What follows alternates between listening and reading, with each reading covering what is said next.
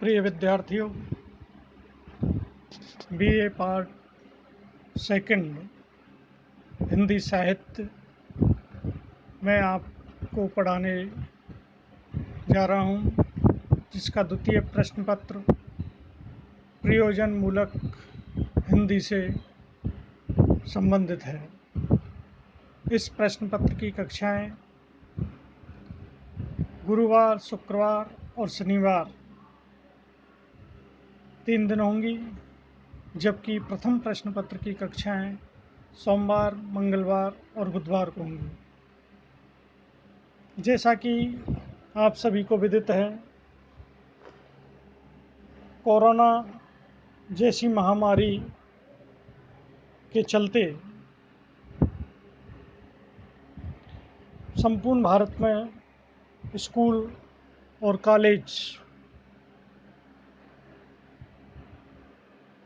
बंद हैं, लेकिन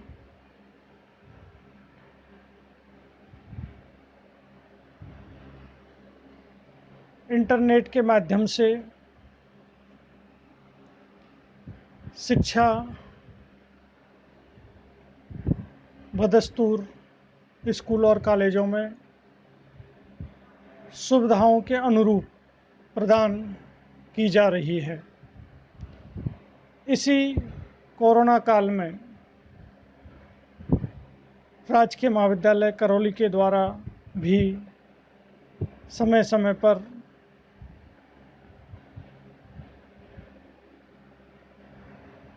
जो महाविद्यालय की कक्षाओं की समय सारणी है, उस समय सारणी के अनुरूप सभी शिक्षक अपनी अपनी कक्षाएं यूट्यूब चैनल्स के माध्यम से, ई कंटेंट के माध्यम से, पीडीएफ के माध्यम से, व्हाट्सएप ग्रुप पर और कॉलेज के यूट्यूब चैनल के माध्यम से अपने अपने विषय और प्रश्न पत्र की सामग्री छात्र छात्राओं के लिए उपलब्ध करा रहे हैं। इसी श्रृंखला में मैं BA part second section F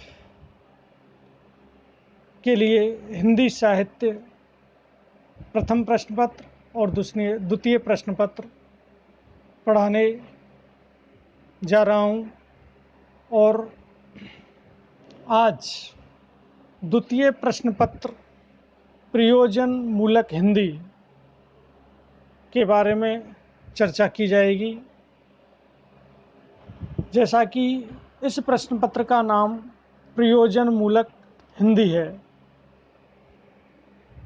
उस प्रयोजन से अभिप्राय है किसी विशेष उद्देश्य अथवा लक्ष्य का निर्धारित होना।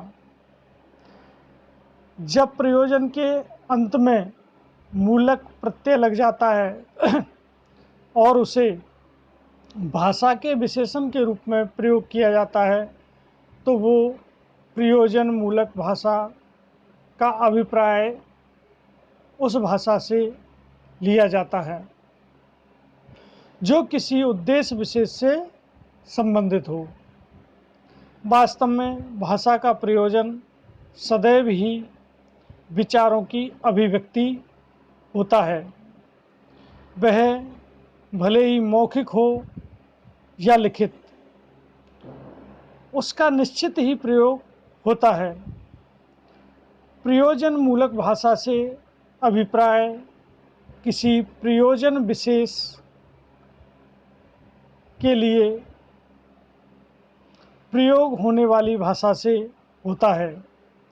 वह प्रयोजन सापेक्ष, सीधा और स्पष्ट होता है, और वह उतना ही अर्थ देता है जितना अभीष्ट है। हिंदी के प्रमुख 3 रूप पाए जाते हैं। सामान्य हिंदी पहला, दूसरा साहित्यिक हिंदी और तीसरा प्रयोजन